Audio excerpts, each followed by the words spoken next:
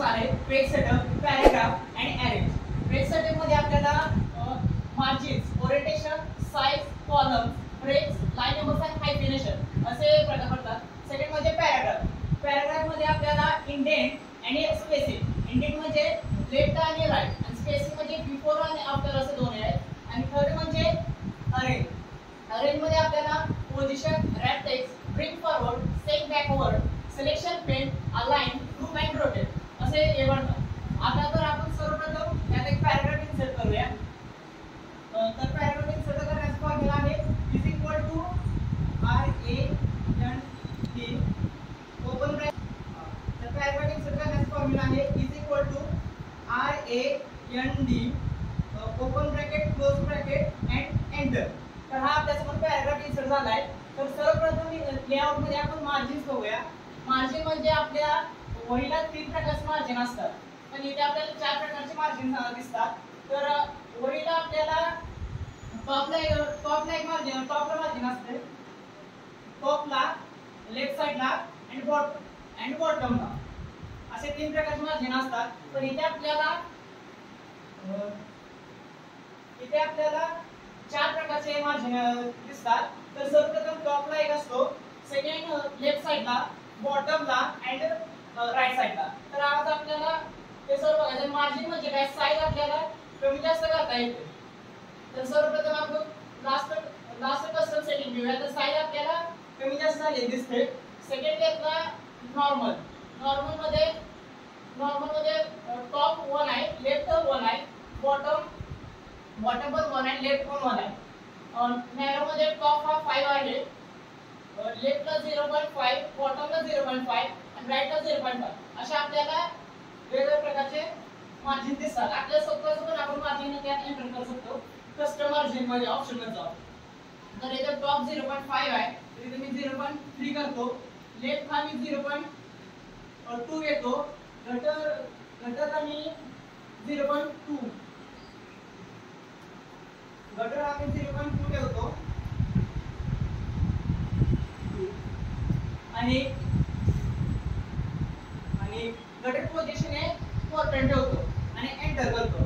4 आणि आता आपल्याला सेकंड बघायचं आहे ओरिएंटेशन. ओरिएंटेशन मध्ये पोर्ट्रेट आणि लँडस्केप असे दोन मूड दिसतात. पोर्ट्रेट म्हणजे काय, तर आपल्या पोर्ट्रेट म्हणजे उभे आणि लँडस्केप म्हणजे आडवे.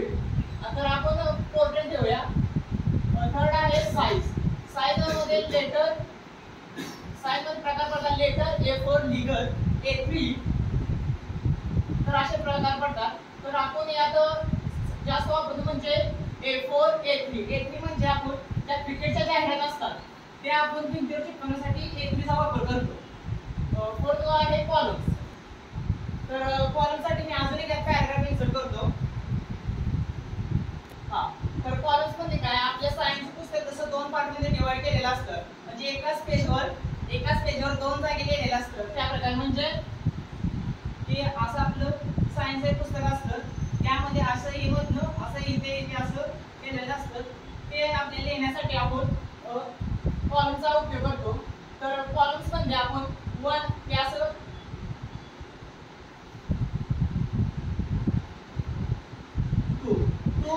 2 पार्ट्स आपल्याला डिवाइड झालेले दिसतात. तर आपल्याला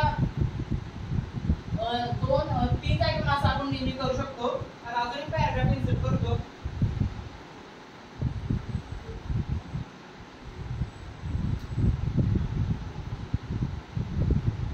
आता बघा आपल्याला 3 जागी लिहिलेले दिसून येते, 3 पॅराग्राफ पडलेले दिसून येतात. तर आपल्याला यानंतर आहे ब्रेक्स. ब्रेक्स हे आपण अगोदर इन्सर्ट मध्ये शिकलेलो आहोत. ते म्हणजे असं नुसतं आपल्याला पेज ब्रेक होतं. तर यानंतर लेआउट मध्ये पण लेआउट थोडा ऍडव्हान्स आहे. लेआउट मध्ये आपल्याला पेज ब्रेक, कॉलम ब्रेक आणि टेक्स्ट टायपिंग असे प्रकार पडतात. पेज ब्रेक तर आपण शिकलो आहोत. तर आपण आता बघणार आहोत कॉलम ब्रेक. कॉलम ब्रेक म्हणजे आपण आता या आपल्याला हा पॅराग्राफ इथेच कट करायचा आहे आणि बाकीचा सर्व डॉक्युमेंट आपल्याला यासाठी शिफ्ट करायचा आहे. तर आपण इथं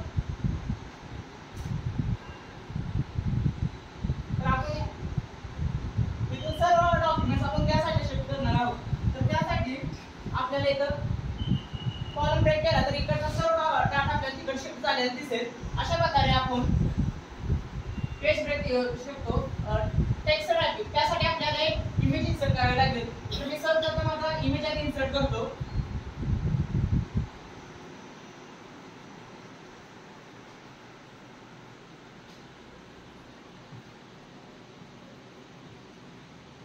तर यासाठी मी दोन इमेज इन्सर्ट करणार आहे.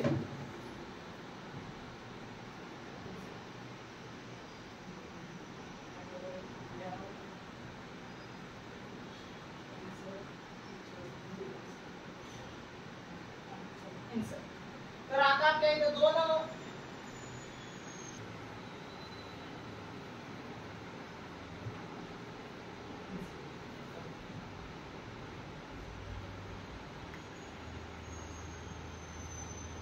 तर आपण लेआउट मध्ये आता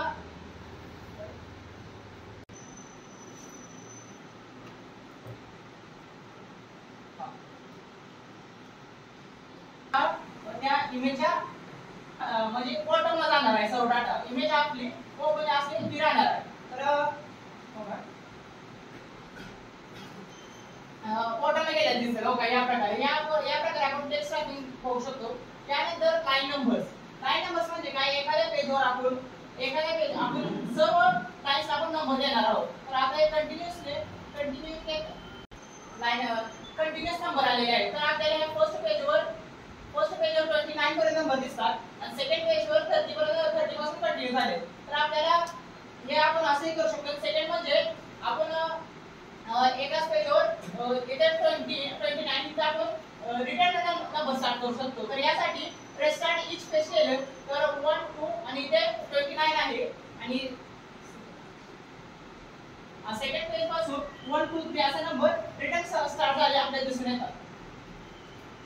तर यानंतर आपण हायफिनेशन म्हणजे काय एखादा आपण शब्द जेव्हा लिहित असतो तेव्हा आपल्याला इथे जर असे काही भेटले तर हा शब्द आपल्याला असा खाली लाईन आलेला दिसतो. तर हायफिनेशन ऑटोमॅटिक केल्यानंतर आपल्याला